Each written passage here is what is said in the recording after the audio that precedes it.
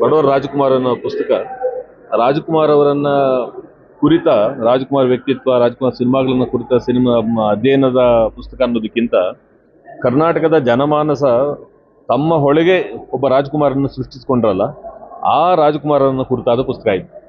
ರಾಜಕುಮಾರ್ ಜೀವಂತವಾಗಿ ವ್ಯಕ್ತಿಯಾಗಿ ನಟನಾಗಿದ್ದ ರಾಜಕುಮಾರ್ ಬೇರೆ, ಜನಸಮೂಹ ತಮ್ಮ ಒಳಗೆ ಒಬ್ಬ ರಾಜಕುಮಾರನನ್ನು ಸೃಷ್ಟಿಸಿಕೊಂಡಿದ್ರಲ್ಲ, ಆ ರಾಜಕುಮಾರ್ ಬೇರೆ.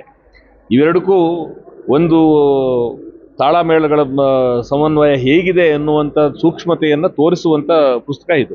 ಅಂದರೆ ಜನ ಹೇಗೆ ಒಬ್ಬ ತಮ್ಮ ಸಾಂಸ್ಕೃತಿಕ ನಾಯಕನನ್ನು ಹುಡುಕೋತಾರೆ, ಕಟ್ಕೋತಾರೆ ಅಂತ.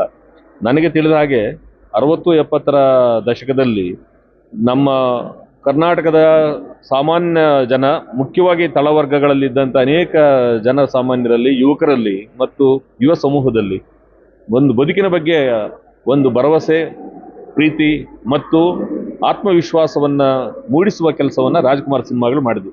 ರಾಜ್ಕುಮಾರ್ ಸಿನಿಮಾಗಳ ಎಲ್ಲ ನಾಯಕರುಗಳು ಅವರು ತಳವರ್ಗಗಳಿಂದ ಬಂದ ನಾಯಕರುಗಳು ಮತ್ತು ಬಂದು ಎಲ್ಲ ಮೇಲ್ವರ್ಗಗಳ ಜನ ಮಾಡೋದಕ್ಕಿಂತಲೂ ಹೆಚ್ಚು ಸಾಹಸವನ್ನು ಮಾಡಿ ಸಮಾಜಕ್ಕೆ ಉಪಯುಕ್ತವಾದದ್ದನ್ನು ಮಾಡಿದಂಥ ಪಾತ್ರಗಳನ್ನು ಅವರು ಮಾಡಿದರು. ಅದರ ಮೂಲಕ ಅವರು ನಮ್ಮ ದೇಶದಲ್ಲಿ ಪ್ರಜಾಪ್ರಭುತ್ವ ಅಂತನ್ನೋದು ಸಾಮಾನ್ಯ ಜನರ ಒಂದು ಅವಕಾಶ, ಅದು ಸಾಮಾನ್ಯ ಜನರು ಪಡಿಬೇಕಾಗಿರೋ ಅವಕಾಶ, ಅದರ ಮೂಲಕನೇ ಎಲ್ಲರ ಏಳ್ಗೆ ಸಾಧ್ಯ ಅನ್ನುವಂಥ ಒಂದು ಪರೋಕ್ಷವಾದಂಥ ಸಂದೇಶವೊಂದನ್ನು ಈ ರಾಜ್ಕುಮಾರ್ ಸಿನಿಮಾಗಳು ಕೊಡ್ತಾ ಇತ್ತು. ಅದನ್ನು ನಾವು ಇಲ್ಲಿವರೆಗೂ ಶೋಧನೆ ಮಾಡಿರಲಿಲ್ಲ. ರಾಜ್ಕುಮಾರ್ ಸಿನಿಮಾಗಳನ್ನು ಕೇವಲ ಅದನ್ನು ಕಲೆಯ ದೃಷ್ಟಿಯಿಂದ ಮತ್ತು ಸಿನಿಮಾ ತಂತ್ರಜ್ಞಾನದ ದೃಷ್ಟಿಯಿಂದ, ಅಭಿನಯ ದೃಷ್ಟಿಯಿಂದ ಮಾತ್ರ ನಾವು ವಿಮರ್ಶೆ ಮಾಡ್ಕೊಂಡು ಬಂದಿದ್ವಿ.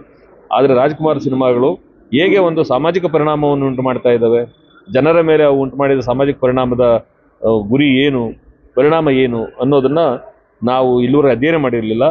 ಅದ್ದೇ ಮಂಜುನಾಥ್ ಅವರು ಆ ದೃಷ್ಟಿಕೋನದಿಂದ ಇದನ್ನು ಅಧ್ಯಯನ ಮಾಡಿರೋದ್ರಿಂದ ಇದೊಂದು ವಿಶೇಷವಾದ ಪುಸ್ತಕವಾಗಿದೆ. ಮತ್ತು ರಾಜ್ಕುಮಾರವನ್ನು ಕುರಿತಾದ ತಿಳುವಳಿಕೆ ಮತ್ತು 60, 70, 80ರ ದಶಕದಲ್ಲಿದ್ದಂಥ ಕರ್ನಾಟಕದ ಸಾಂಸ್ಕೃತಿಕ ಚರಿತ್ರೆಯ ತಿಳುವಳಿಕೆಯನ್ನು ಕೂಡ ಈ ಪುಸ್ತಕ ಒಳಗೊಂಡಿರೋದ್ರಿಂದ ಇದೊಂದು ವಿಭಿನ್ನ ರೀತಿಯಾದಂಥ ಒಂದು ಪುಸ್ತಕ ಇದು.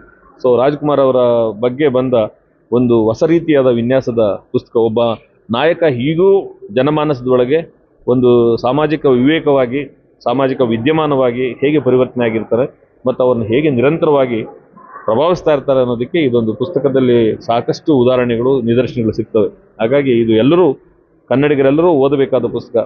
ಇದರೊಳಗೆ ಒಬ್ಬ ಹೊಸ ರಾಜಕುಮಾರರ ಒಂದು ಅನ್ವೇಷಣೆ ಅವರಿಗೆ ಸಿಗುತ್ತೆ. ಅಂದರೆ ಸಿನಿಮಾಗಳ ಮೂಲಕ ನೋಡಿದ ರಾಜಕುಮಾರರಿಗೆ ಈ ರೀತಿಯಾದಂಥ ಒಂದು ಪ್ರಭಾವಳಿಯು, ಪರಿವೇಶವೂ ಇತ್ತು ಅಂತನ್ನುವಂಥ ತಿಳುವಳಿಕೆ ಬರುತ್ತೆ. ಅದರಿಂದ ದಯಮಾಡಿ ಎಲ್ಲರೂ ಈ ಪುಸ್ತಕವನ್ನು ಓದಬೇಕು ಅಂತ ನಾನು ಇದನ್ನು ಶಿಫಾರಸು ಮಾಡ್ತೇನೆ.